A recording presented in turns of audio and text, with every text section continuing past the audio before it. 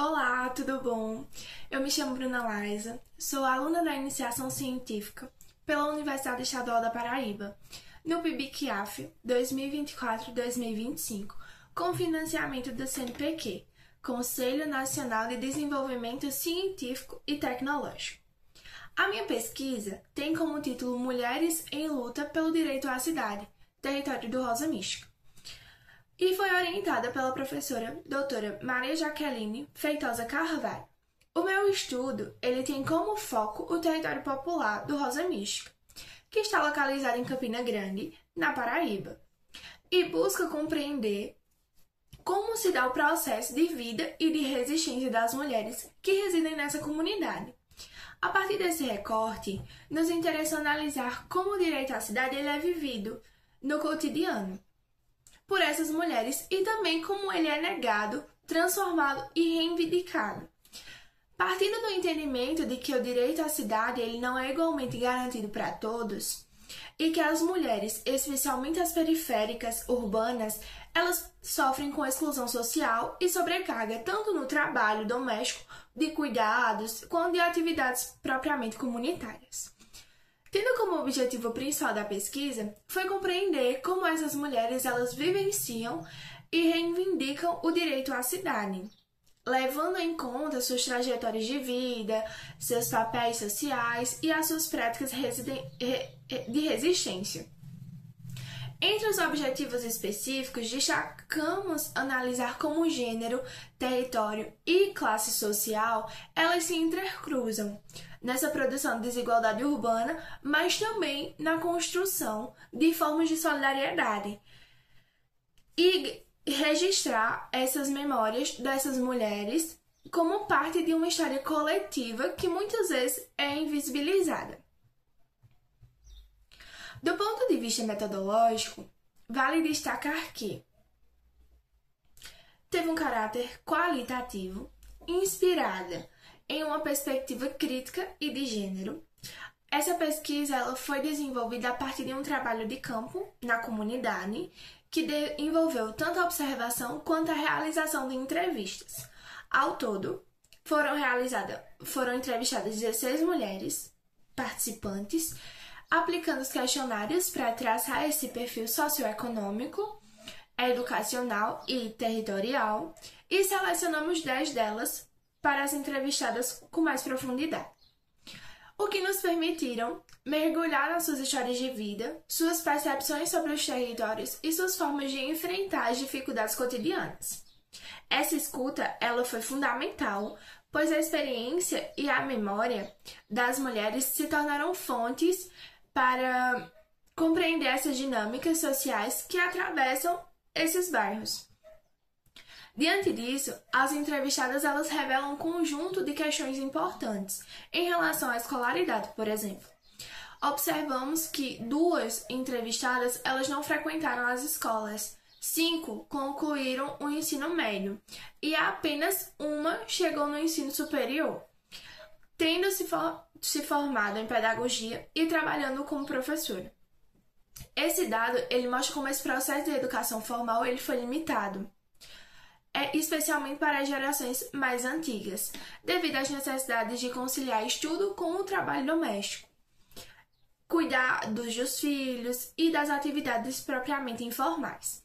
Uma das participantes, por exemplo, ela relatou: os desafios foram os de sempre. Vocês tinham que conciliar trabalho, casa, filho, tudo para fazer. Mas eu consegui, porque eu ganhei uma bolsa. Meu trabalho me dava esse direito. Então, percebe-se que tem a dimensão importante no que diz respeito também ao trabalho. E muitas dessas mulheres, elas atuaram ou ainda atuam em ocupações informais sem ter carteira assinada e sem garantias trabalhistas.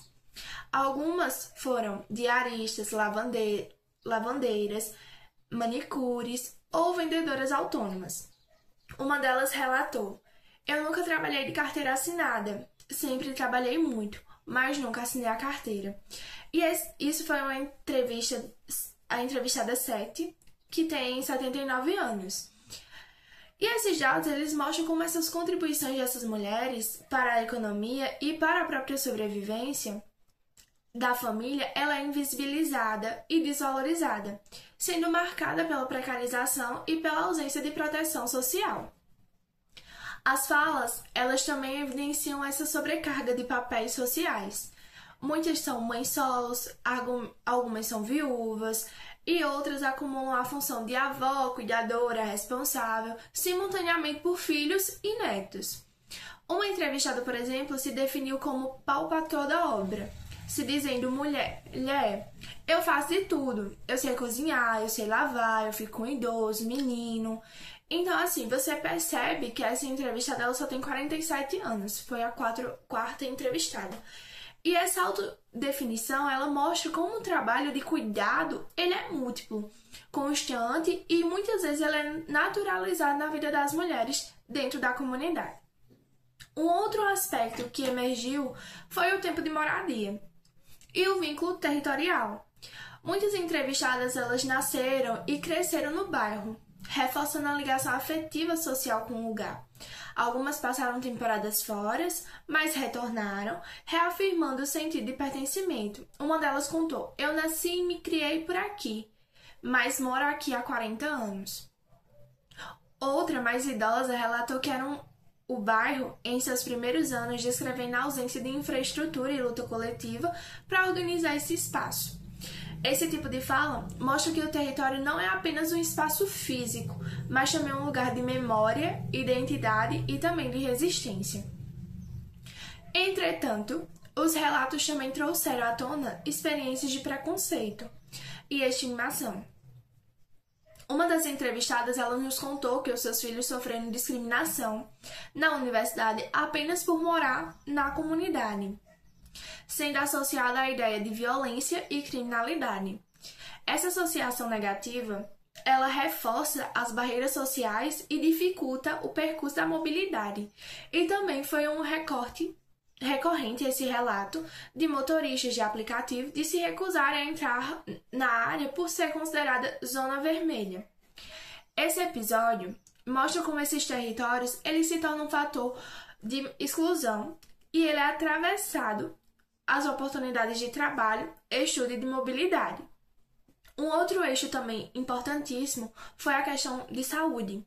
Muitas entrevistadas elas relataram as dificuldades para conseguir atendimento nas unidades básicas de saúde, pela falta de medicamento, demora para marcação de exames e dificuldades em acessar consultas especializadas. Esses relatos, eles confirmam que a precariedade urbana se manifesta não apenas nas condições de moradia, mas também na ausência de serviços públicos essenciais. Apesar de toda essa diversidade, o que chama a atenção é a força da resistência cotidiana das mulheres, pois elas assumem esse papel central na vida comunitária, seja organizando vizinhos para resolver problemas coletivos, seja para o cuidado da família em situações de extrema dificuldade. Essa resistência se expressa tanto nas pequenas práticas do dia a dia, quanto na maneira como enfrentam esses preconceitos e reivindicam o respeito e dignidade. À luz da teoria, essas experiências dialogam com a noção de direito de cidade, de Lefebvre, que entende esse direito como luta dos pobres urbanos pela apropriação desses espaços e pela transformação da vida urbana. Também dialogando com autoras como Guaciara Louro, que mostra como a identidade de gênero ela é fluida e ressignificada a partir dos papéis que as mulheres assumem. Ao se identificarem, por exemplo, como homem da casa, em determinados momentos, elas revelam a contradição e essa multiplicidade das identidades de gênero em contextos de luta pela própria sobrevivência. Portanto, essas conclusões da pesquisa ela aponta que, apesar do direito à cidade partir das mulheres periféricas, é reconhecer uma dupla condição de exclusão e resistência. Se, por um lado, são afetadas pela precariedade estrutural, pela ausência do Estado e pela desvalorização dos seus papéis, por outras, elas assumem um protagonismo no cuidado, na gestão do cotidiano e na luta por condição digna de viver. Esse protagonismo é muitas vezes invisibilizado nas políticas públicas que e no planejamento urbano, que continua a reproduzir um modelo de cidade androcêntrico e excludente. Assim, a pesquisa reafirma que é urgente construir políticas públicas de gênero e território, capazes de garantir saúde, transporte, educação, emprego e saneamento para as comunidades periféricas, mas também de reconhecer as mulheres como sujeitas políticas ativas na produção da cidade, o direito à cidade nesse sentido não pode ser efetivado sem considerar as demandas específicas das mulheres. Concluo, agradecendo ao CNPq pelo financiamento e à Universidade Estadual da Paraíba, a minha orientadora e principalmente às mulheres da comunidade do Rosa Mística que compartilharam as suas histórias e nos ensinaram que, mesmo em meio à precariedade, há luta, dignidade e resistência. Muito obrigada!